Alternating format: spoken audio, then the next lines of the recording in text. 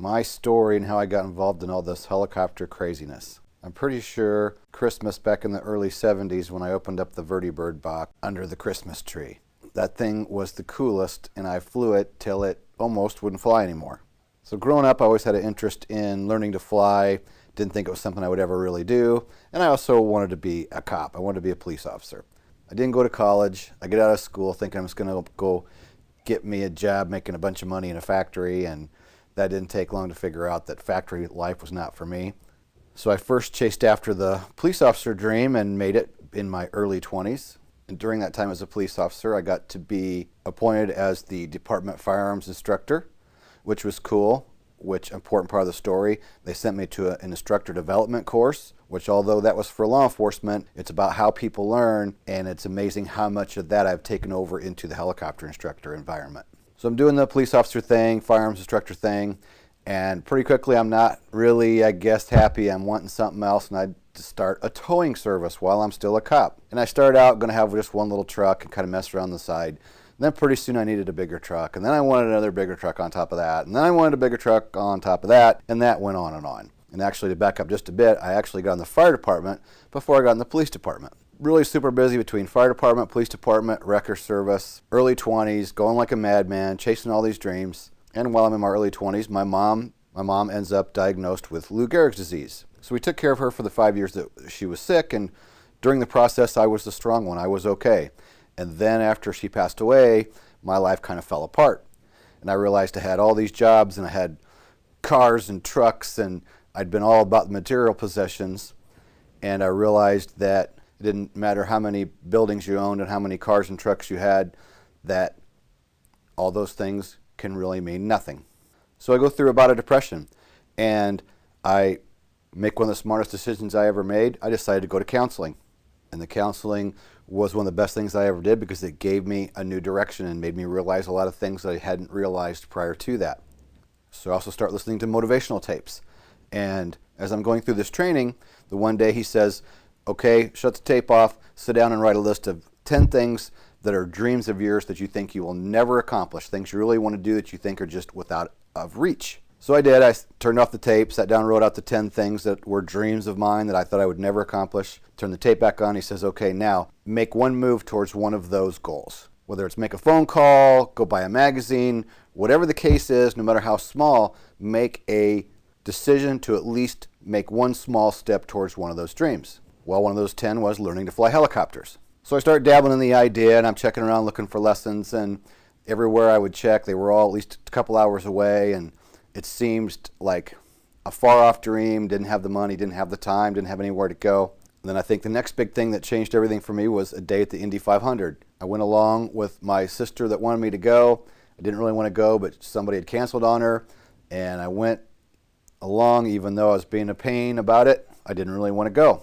But once I got there, and as they started getting ready for that race that day, there's cars going around the track and tow trucks going around, drying the track, and I noticed all these helicopters coming and going. So I'm eyeballing the helicopters, watching all this stuff going on, and when that race started, it was the first time I ever really understood the term breathtaking. When those cars go flying past so fast and with so much noise, I literally couldn't breathe.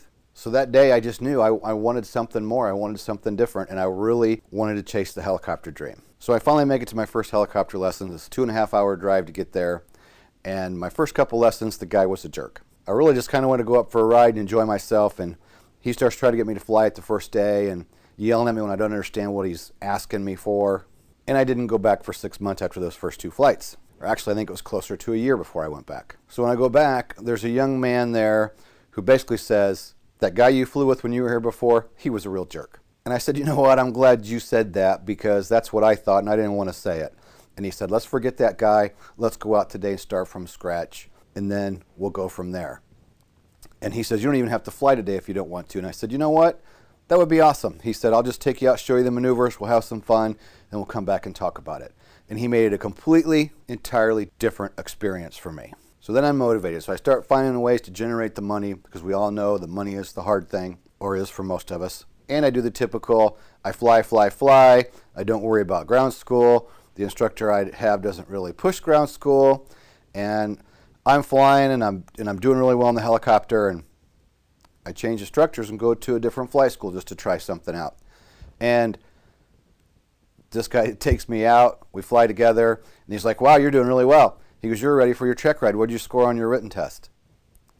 And I'm like, what written test? He's like, oh my God, you're kidding me. You're this far along in your flight training and haven't even taken the written yet? And I'm like, nope. So he goes, okay, so we got some work to do. And we go in and sit down, and he goes, well, what do you know about weather? And I look out the window and I see big puffy clouds outside. And I say, well, I see clouds in the sky. And he's like, oh my God, we've got some work to do. So there's where I learned firsthand about getting behind on the ground knowledge. So we start working on the ground knowledge. The flying gets held up. So in turn, it takes me more time to get ready. We try jamming out and getting it done. Take the check ride before I'm really, really confident on the ground. And I end up failing the check ride on the oral portion. And hands down, all these years later, I know it's because I just wasn't prepared enough. And I was the first student for this new instructor. He's one of my best friends to this day. He was a great instructor, but I was his first student, which is very common that the first person you send doesn't make it through their check ride. So after that first failure, I went home with my tail between my legs. I really struggled with it, and then I didn't go back for like 6 months. And then when I got fired up to go back and try it again, I thought this time around, there's no way I'm gonna fail that oral. And that's where the notebook comes into play. I had all kinds of notes from the different places I'd flown. I had all these books scattered everywhere. And I thought, man, I wish I had one place I could study. I just wanted one place I could sit down and just kind of go through things. So I created my notebook. Get all my ratings. I go out and start working in the helicopter industry. And of course, when I started, I couldn't even believe I was an instructor. And I can remember my first couple lessons thinking, I don't have a clue what to even do. And I just decided to just get started. And I kind of just took a little bit of everything I'd learned from all the different people that I'd flown with and somehow just kind of came up with my own way of training that worked for me. I had a lot of success as a new instructor, did really well with getting people through check rides, and I was like the ground guy. And I think it was my law enforcement background. I didn't do well in school, struggled to get through and get my diploma, but everything changed when I went to the police academy because that was something I wanted to do. So I was a lot more serious about studying. So in turn, I became like the reg expert. And I also became the ground guy. Nobody else wanted to do ground. And for some reason, I just kind of wanted to go that extra mile for people to help them get through the ground school. And along the way, my students would say, hey, you should start a training manual. And I'd laugh and we'd joke about it. But as it ends up, now we have Helicopter Online Ground School that I created out of all this. So that I do the instructor thing for 4 or 5 years as I build my time. During that time, I got to do a lot of different things. Pipeline patrol, photography, instructing, 135 charter, a lot of cool stuff.